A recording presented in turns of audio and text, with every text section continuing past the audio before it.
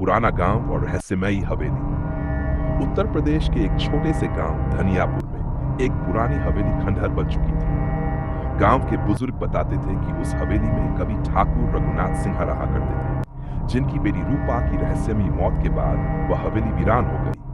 कहते हैं रूपा की आत्मा आज भी उस हवेली में भटकती है। रात के समय वहां से अजीब सी चीखें, रोने की आवाजें और कांच टूटने की गूंजें आती हैं। गांव वालों ने हवेली से दूर रहना शुरू कर दिया था।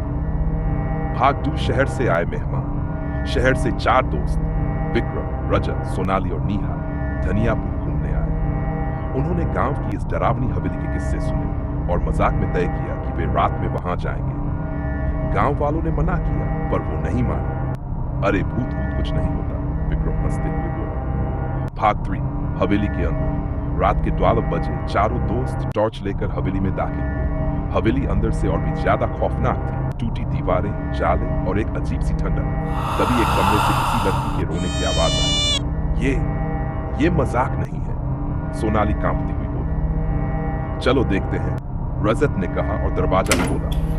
अंदर एक सफेद साड़ी में लड़की जमीन पर बैठी रो रही थी। उसके बाल बिखरे हुए थे और चेहरा साफ नहीं दिख रहा था। जैसे ही विक्रम ने पूछा, तुम ठीक हो? लड़की ने अचानक सिर उठाया। उसकी आंखें पूरी सफेद थीं और चेहरा जला हुआ। भागदू चारों डरकर भागने लगे, लेकिन दरवाजा अपने आप बंद हो गया।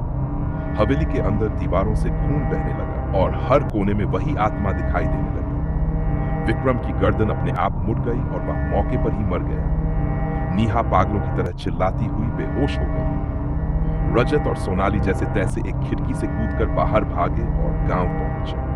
भाग रहस्य का पर्दा। गांव के पुजारी ने बताया, वो आत्मा ठाकुर की बेटी रूपा की है। उसे जबरन किसी शादी करने पर मजबूर किया गया था। उसने खुद को जला लिया और तब से उसकी आत्मा बदले की आग में भटक रही है। जिसने भी मजाक उड़ाया या हवेली में गया, वह मारा गया।